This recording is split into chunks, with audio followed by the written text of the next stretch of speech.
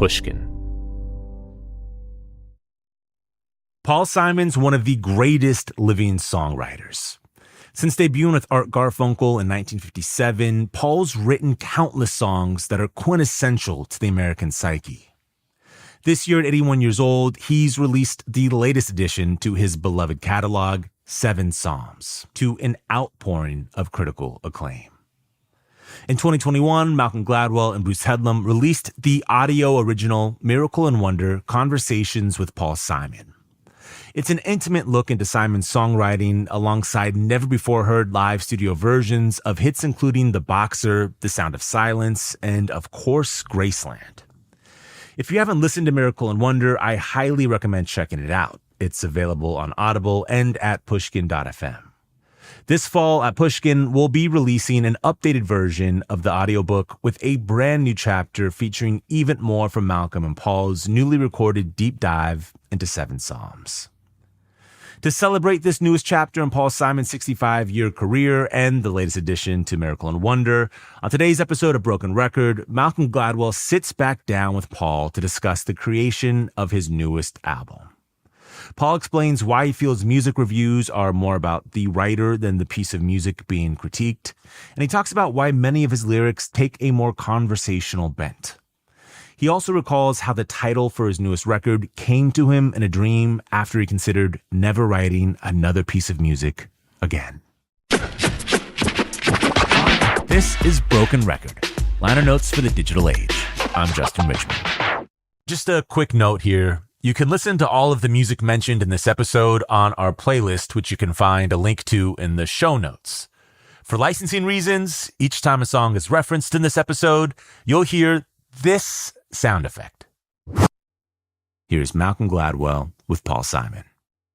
So how have you been? You've this album, I was reading through the reviews, and I was like, can I find a bad review? I can't find one. This has never happened. I'm so used to getting bad reviews myself that when someone you hit for the cycle on this, is like, there's no... That's a great, I love all baseball metaphors.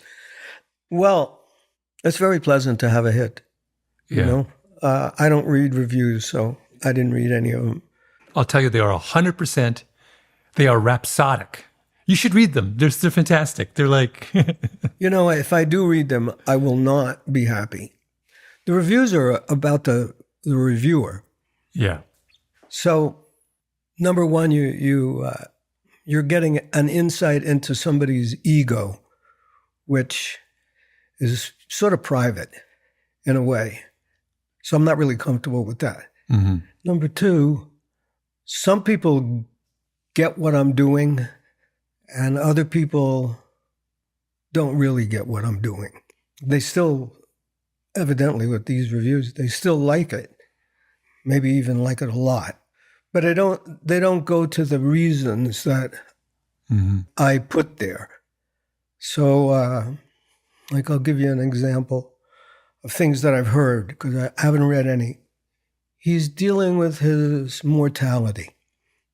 I can understand that somebody would say happens not to be the case. You know, the way that I write, I would say from that they're probably mostly going on the song Wait. You know, the way that I write it's partly true personally. It's partly like a wish that I have. It's partly other people's lives, but it's a character. Even though the character is me, it's not really me. It's a character. So that character is dealing with the issue of mortality. That's because the way that song was written, maybe one of the last or the last song. The reason that it's placed there is because that's a way to conclude the piece. So it's appropriate, but it's not consuming my time and thought. Of course, it's there, of course, but I'm not getting something out that I have to say. I'm concluding this long piece in such a way that it feels, hopefully, that it feels satisfying. Mm-hmm. Did you write Wait thinking that it was going to be the final? Yes, I wrote it as the final piece. That's why I think it was either Wait or Trail of Volcanoes. That was the final piece that I wrote. What happened with Trail of Volcanoes was I had another song and it didn't fit anywhere. And so I said, I have to lose this one. It's good. It was a guitar piece. It wasn't a written song, but it didn't fit musically anywhere. It just couldn't find its place. I was at that point in the construction of the piece or the album where my craftsmanship and my editing is dictating what I'm doing. It says to me, that is slowing everything down, no matter where you put it. And I'm looking for something to continue the momentum to get to the final Lord and the conclusion, even though I didn't know what the conclusion was at that point. I understood from years of making records that it wasn't right for the set. So I tossed it out and I said, I need a piece that has more of a sense of rhythm than the rest of the album, because the rest of the album is very free rhythmically. There's no drums, there's no bass. But Trail of Volcanoes comes from a loop, a bell of bells. So it's got a real pulse to it. Even though I don't keep the bells going all the time, I remove them and bring them back. But that served a good purpose for where it was in the album, just in terms of your ear, not in terms of subject matter. So that piece was placed where it is in the album for those reasons, and the end piece is there also as an end piece. And then from those two decisions, I then wrote the lyrics.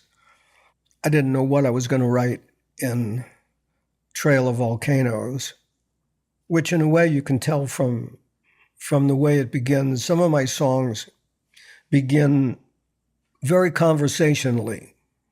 To me, that's if I had to look at some old song and tell you what was I thinking, even if I couldn't remember it, I would say, oh, I didn't know what I was thinking. Mm-hmm. So I just began. In Trail of Volcanoes, it's when I was young, I carried my guitar. You know, that's a simple sentence. I don't know what the point of the piece would be, but I did have the line Trail of Volcanoes. It was in my notes. So that's what that song does. As it happens, it has an appropriate thought for the entire piece. But as far as the ear goes, it's the repetitive rhythm that gives the ear a sense of, I don't know, hopefully it gives it a pleasure after things have been sort of floating and not exactly arrhythmic, but not with a tight rhythm. Here's a loop. And Wait becomes, after these 6 songs, what subject would I be on? And someone I played it for at that early stage said, having heard the first 6, and I just had the track for the 7th, said, hearing these first 6, I just feel like I really don't want to die. And there was the subject of Wait. So anyway, back to reviews and critics. That's how that came about. Mm-hmm. But if you were writing and saying, well, mortality is on his mind, it's not wrong to say that, but I'm not interested in it as a thought because it's not actually what I was thinking. What I was thinking was sort of mundane compared to the idea of me contemplating my mortality. Mm-hmm. I was constructing a piece. Yeah. To go back a little bit, I was curious. The last record you had made prior to this was 2016. So this is the longest break you took between writing music, New songs. in your life. Yeah, it probably was. When I stopped performing and said I'm going to stop, which I think was in 2018, Yeah. one of my thoughts was, well, first of all, I thought this show that I'm doing, I've really taken it as far as I can take it in terms of rethinking songs and arrangements and anything that I did to that show as it then existed, it really would be in the danger zone of being rococo, it'd just be adding little things, and because I thought it's really right now. So I don't want to continue doing this because I'm not going to get the nourishment of rethinking songs and arrangements because they're really pretty well thought out. And if I don't get that, then I don't like performing because I'm bored. Mm-hmm. So I thought it's completed. Its cycle is completed. It's not a bad time to stop.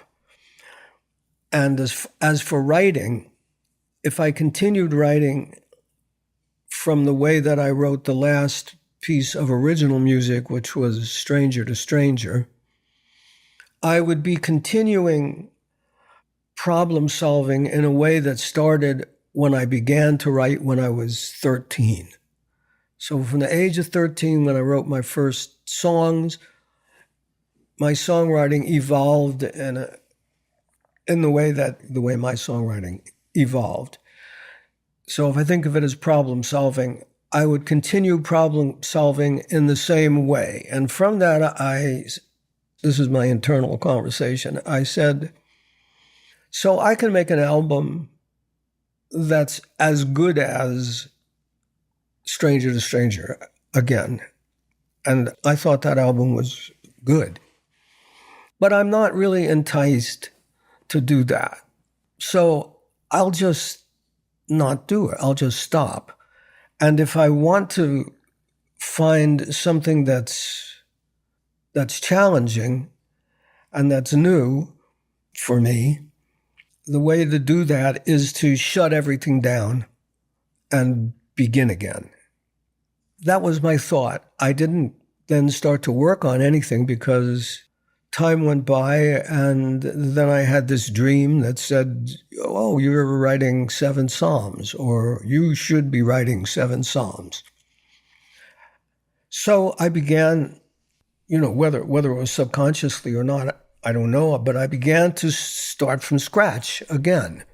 Picked up a guitar and wrote guitar pieces and, got more in thinking about how I played guitar, and just I went back to what was the simplest way, and I started to build from there.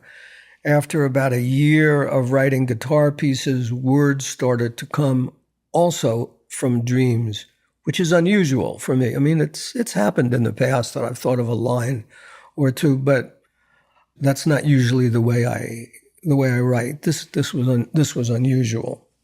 Do you remember? Can you even play for me the first little bit of music that got you going on this? Yeah, the first thing that I did was to play the first song.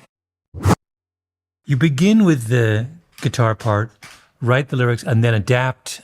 Then you start to and fiddle. You write something that's just comes to you for reasons that you can't explain, and you start to think of what you might say over that. And when you find what you want to say, you modify the accompaniment so that it fits. Then it becomes a symmetrical pattern, and that pattern is repeated throughout. Every time the Lord section comes, that pattern is repeated. We're going to take a quick break and then come back with more from Malcolm Gladwell and Paul Simon. We're back with more from Malcolm Gladwell and Paul Simon. Can you give me another example from of the kind of loop between the music and the lyrics that you were working on with the... Yeah, the process for me is a thought that comes from some place that I don't know. Just 1 second it's not there, the next second it's there. And with that piece of information, it then gets put into the pile of potentially to be edited, that pile. And the words start to come, and as if you were sculpting a piece of wood or stone, you slice away and chip away to find the right shape. And in the case of the Seven Psalms album, because it's really a voice and guitar, even though there are a lot of other instruments augmenting the sound of the guitar, essentially what you're hearing is a voice and a guitar, which means that particular attention has to be paid to what the guitar is playing and the dynamics of the guitar, the volume of, how loud, how soft it gets. And because it's an acoustic guitar, just the way you play it automatically has, the nature of it is that some notes are going to be louder than others because of the way the guitar is built and just acoustics. So one of the things that happened in Seven Psalms that was different from the other albums is that I really paid a lot of attention to making the notes, the individual notes of a piece, be balanced and have a dynamic to them. So if one note stuck out in a way I didn't want, I could lower it in Pro Tools. Or the opposite. If it was too soft and I needed it to punch more, I could raise it. So one of the things that's unique about Seven Psalms for me is that I'm treating the guitar as an entire orchestra. I use the rhythm of it. So, because it's just a guitar and a voice, I'm paying a lot of attention to what's going on with the guitar.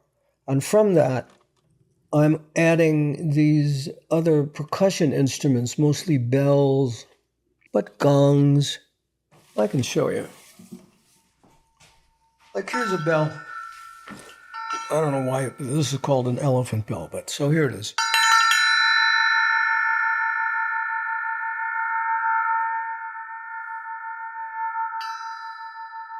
It's not so much the hit that I'm interested in, it's the overtones that are going to continuing.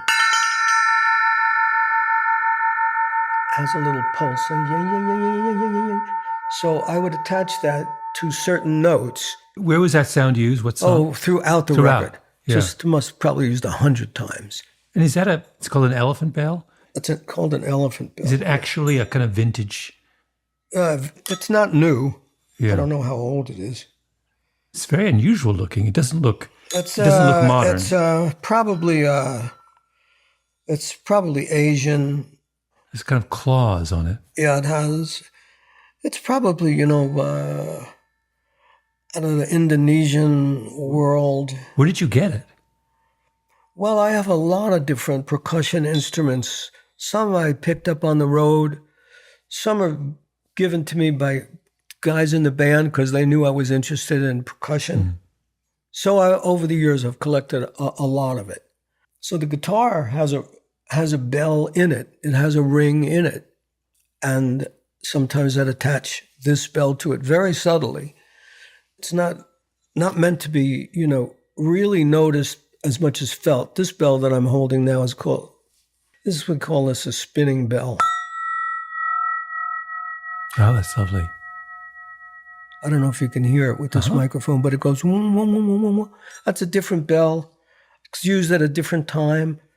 It's just like a brass.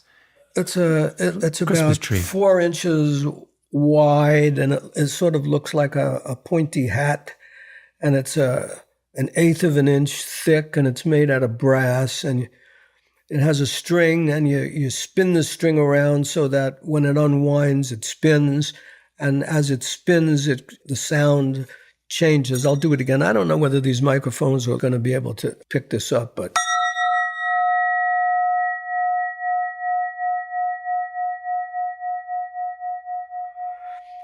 That's just one of 10 different sounds that I used.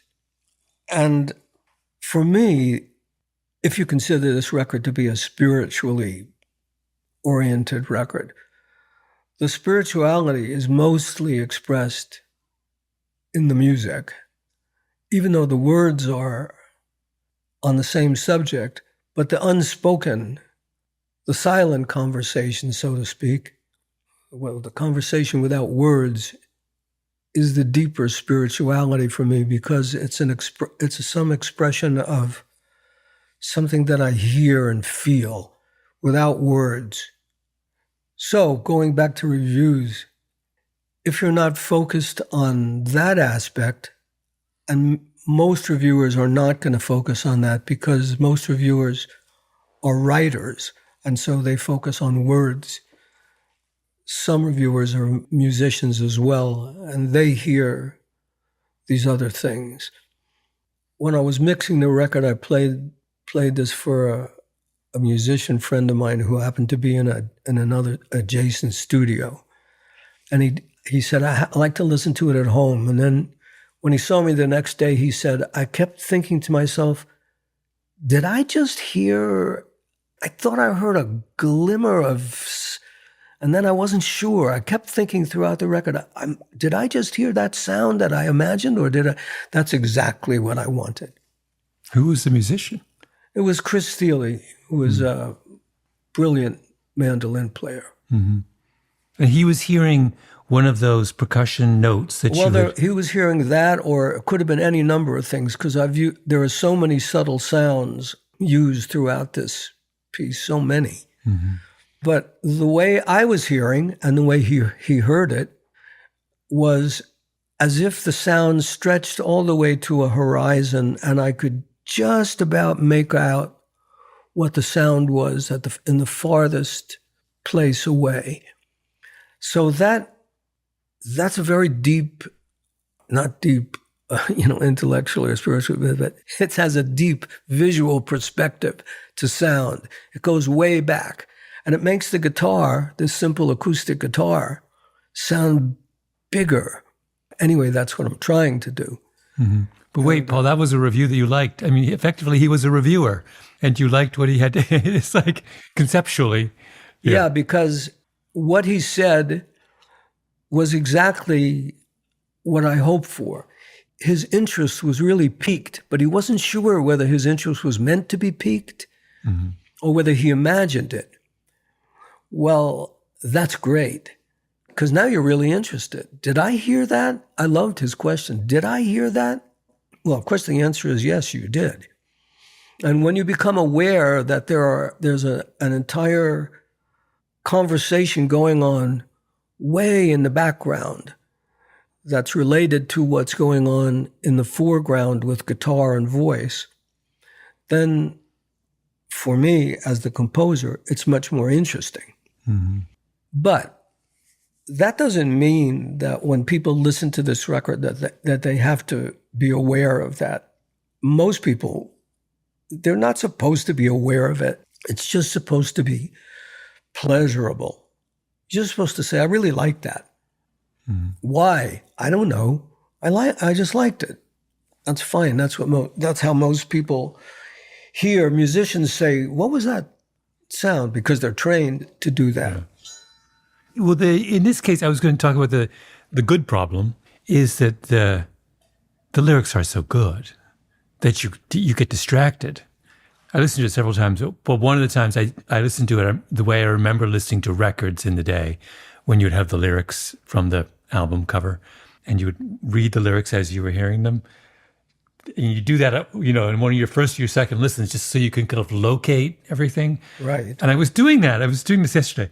And I was like, it was incredibly important because it made me focus for a moment on the poetry. And I was going to talk about this because I think the writing here is some of the best you've ever done. It's exquisite. And I say this now I'm responding as a writer, because I'm a writer. There's a little bit, for example, in my professional opinion, the line about the cows is as funny a line as you've written. No, I had that line for a long time. I heard two cows in a conversation. One called the other one a name, in my professional opinion.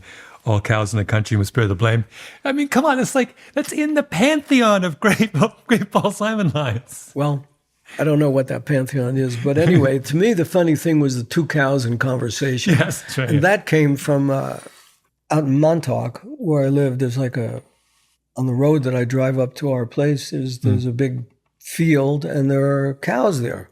And, two cows were like leaning over the fence, and so I thought of that line and wrote it down. Yeah. It wasn't for anything. It was just a line that I saved. Yeah. And put in there. My professional opinion, I should say this really. I think the truth is that for people who enjoyed this record, the enjoyment is not enhanced by me explaining any of this stuff. I don't think it helps. It's better left unexplained. If it's your job to understand how records are put together, either you're a writer or you're a musician or you're a producer or an engineer, well, then you're really interested in it. But as a person who's not that and just an average listener, they don't need to know that I put this bell over here for this reason or that, or it's either an idea that works and people like it, and in this case, they seem to really like it, or it doesn't work, and people don't hear it, and they're not interested, which is also a fact that's going on too. There's a lot of people who never heard this, never will, and don't care. Yeah. Well, I want to go back to professional opinion for a moment, just because that was the one I was kind of fixating on. Can you talk a little bit about how the interaction between the music and the words in that case? This is about the structure of the entire piece. Mm-hmm. The first two songs, The Lord and Love is Like a Braid, they have a certain feel to them, more like ballads, and a certain mood. I don't know what you want to call it. It doesn't matter what you want to call it. It has a certain mood. So this again goes to me as an editor of the piece that I'm working on. I think the listener who has heard this first two songs, and it's probably about 8 or 9 minutes worth, they have inferred a certain mood about this piece. But I don't want that to happen. So I purposefully make the third piece to break that inference. So instead of having pieces that were, that's a very different mood. Don't stop. I'm enjoying myself. Oh. Well, the reason I can't remember, the reason I'm not playing more is that, I haven't played it in a long time. So I'm sort of going by muscle memory. Yeah. The reason when you said that this isn't really just an album about you confronting your mortality, and the reason I agree with that is that song, you're having so much fun. It's like there's everything. There's mischief in it. There's a little bit of street sass. Right. I can see you as a kid on the streets of Queens, like you're both commenting on and kind of mocking a little bit of the popular culture. I don't know. It's just like, it's not a song about a guy at the end of his life confronting his mortality. It's about a song about a guy in the middle of everything, like, Right. There's so much fun in that. It has fun and it has jokes. Yeah, it has. Yeah. Good morning, Mr. Indignation. So the mood of the first two pieces is changed, or hopefully is changed by the rhythm of this piece and the lyrics, which have jokes or humor in them, as well as their commentary. And by the end of the piece, the piece is summed up with all that really matters is the one who became us, anointed, and gamed us with his opinion. Mm-hmm. So that brings me back to the theme of where the entire piece is headed. Mm-hmm. And now I'm set for really the beginning of the album, Your Forgiveness. From here on, it's going to be sort of intense and growing. So the first two songs introduce you to the mood and the theme. The third song says, don't get too settled into that and think that this is not what people are thinking. Yeah. This is what I'm thinking as someone who's observing attention span of a listening audience, or imagining their attention span and trying to make it as enjoyable as possible by not allowing you to get bored too early. Yeah. But it's very, I mean, I'm remembering back to our long conversations 2 years ago, it's typical of your kind of writing and communication style that you like to establish something and then say, wait a minute. And then the humor often comes in you amending the Right. impression that you've given. That's right. Yeah. There's a line, in one of the reviews, someone quoted that lovely line where you said, I'm a man who likes to travel, but maybe not since I live. What's the line? Oh, that's from Darling Lorraine. That's Yeah. a perfect example of that. Yes. I think that might have been the first time that I may have used that kind of joke. The line is, all my life I've been a wanderer, which I wrote because I just make up things as I'm searching for a melody. I wrote that line and thought, what bullshit, you know? So what it ends up in the song is, all my life I've been a wanderer. Not really. I mostly lived in my parents' home. Anyway, Lorraine and I got married. Yeah. And I love that the subject changes completely, 180 degrees. He says a line, it's just a lie. Then he says, that's bullshit. Really, anyway, back to Lorraine and I. We got married, and that's the way conversations are. We don't just talk on one straight subject. We do this, and then there's an interruption, and we go over here. We say, oh, that reminds me, I have to pick up my clothes at the cleaners, or a funny thing that somebody said. It's just the mind changes all the time, and songs can be the same. And when they are, it doesn't upset the listener, I don't think. We have to pause for another quick break, and then we'll come back with more from Malcolm Gladwell and Paul Simon. We're back with the rest of Malcolm Gladwell's conversation with Paul Simon. My favorite component, I guess we don't want to call them songs. I don't know what we call them, but Sacred Harp is the one that I was really drawn to. That's mine too. I wanted to talk about that one because it has, on the writing front, there's that one little bit about when the kids get in the car and they say they would have mowed us down. I have it written down here. And then we talk about the boy, about he doesn't talk much anymore, just to the voices inside his head. The boy just gazed down at the floor and nodded once or twice at what she said. That little section that begins with her voice was a blend of regional perfumes. We have no destination. It's another one of those things where I was like, this is as beautiful and perfect a lyrical section as you've ever done. It's like, thank you. It's an entire scene in a brilliant, moving, powerful scene in 4 lines. Well, yeah, I could use you as my reviewer. You can review all my stuff.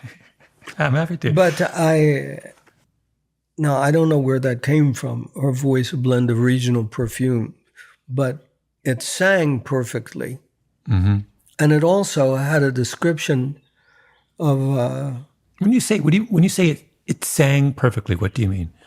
It had the right syllables and the right sound to go with the melody that I wanted to sing. I didn't have to push or fit it in, or it was a natural flow of words, but they also were an interesting description that I think would be easily understood. You could imagine what that would be. And it also implies one thing about her as it's very womanly.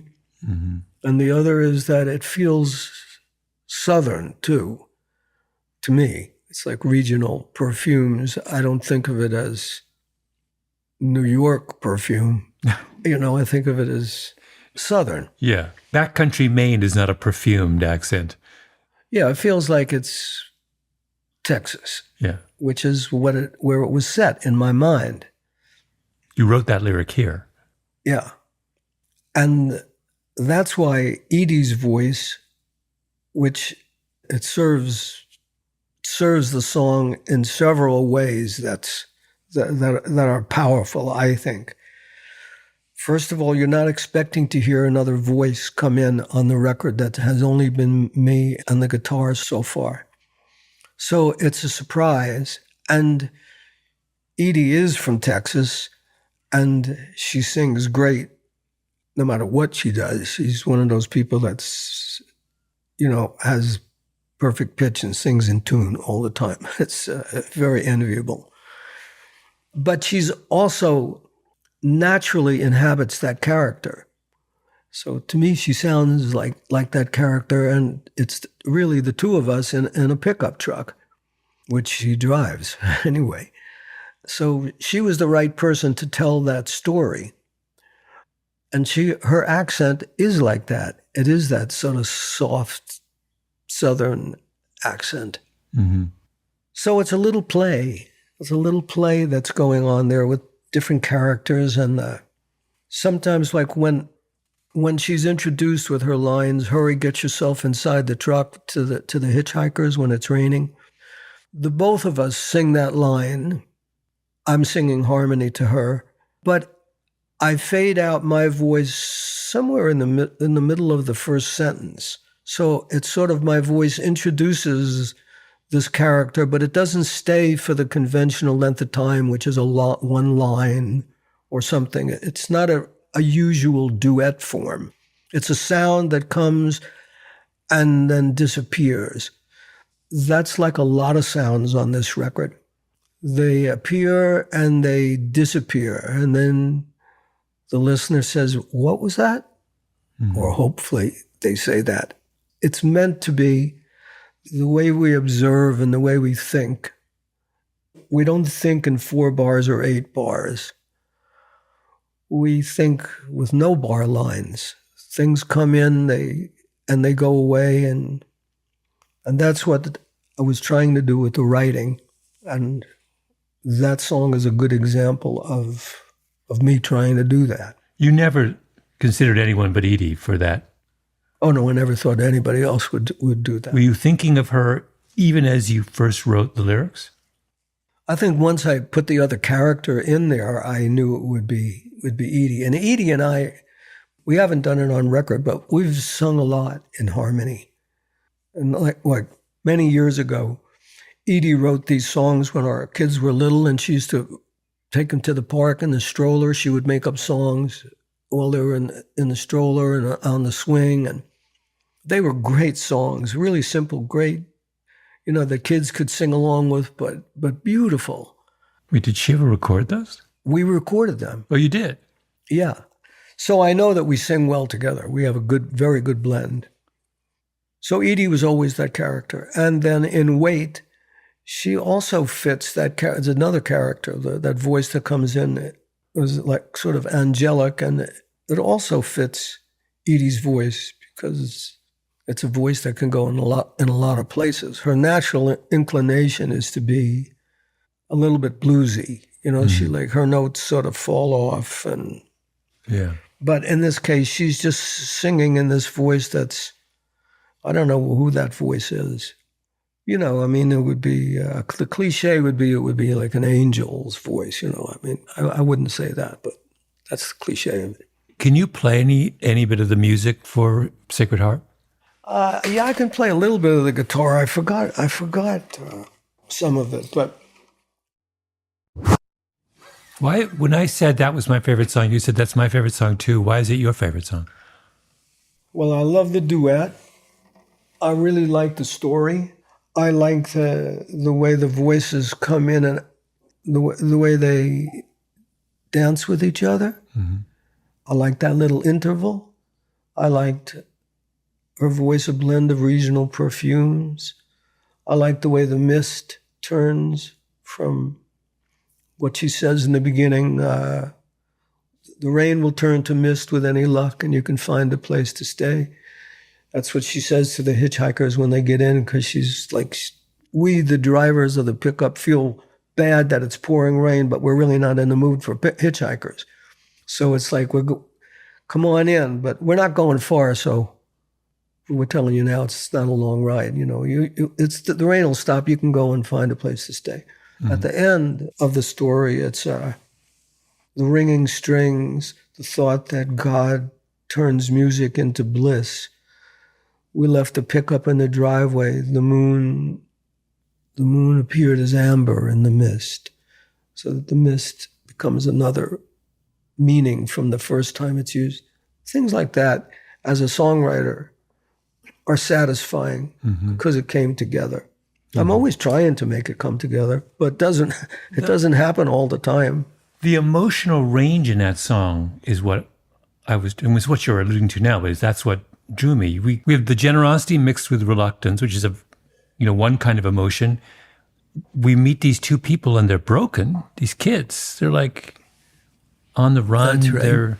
And then we end on this kind of, with the beauty of that image of the mist. I mean, it's like this song this is what I was saying, efficiency is a terrible word to use here, but the idea that in that compact segment, you can range through this variety of emotions and make us feel all of those things as you're going. Well, you say they're broken.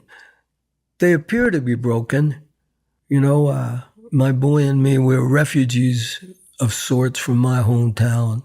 They don't like different there. They would have mowed us down, like weeds. Mm-hmm. So they seem like they're broken. He doesn't talk much anymore, just to the voices in his head. But really, they're seekers of spiritual bliss, the sacred harp that David played to make his songs of praise. We long to hear those strings that set his heart ablaze. They're the enlightened pair, really. Mm-hmm. It's an interesting story, I thought. Oh, it's gorgeous. It's odd. It's the one. As someone who was raised in the church, it's the song that's the most kind of explicitly biblical. Really, you could turn that into a hymn. It could be sung in a church. I'd get a lot of pleasure if it did find its way into that environment. I'd like that. That would give you a lot of pleasure because they would recognize. Because I like when songs go to different places. Mm-hmm. I like it when different communities of people hear something that they identify with in a song. It means that you can read different things into it, and it's something that, as a songwriter, you would hope to achieve that something would appeal to many, many people on a personal level, and that personal interpretation would be quite different along the spectrum of the listeners. Mm-hmm. That would be a successful song. And it happens naturally with every song because, as we said when we had our long conversation, one of the things was that I believe that the listener completes the song. They hear it, they take in the meaning on a personal level. It may not be the meaning that I intended. They even change the words in their mind. When people sometimes repeat the words that are their favorite words to me of the songs, it's not what I wrote, but it's what they heard. Mm-hmm. That's what it is. That's what the listener completes the song. So if this song was sung in an environment that was a church environment, it would have a certain kind of meaning. If it was sung in a different place, it would have a different meaning. That's good. It's good because it does have a choice of meanings. Mm-hmm. Was the production of this record different than previous records? Was it more exhaustive? No. It was the same. It's the same. This was just a different animal, that's all. It's not exhausting anyway. It's not exhausting, and I don't get bored with doing things over and over and over again. It's not even a thought that enters my mind, this is boring.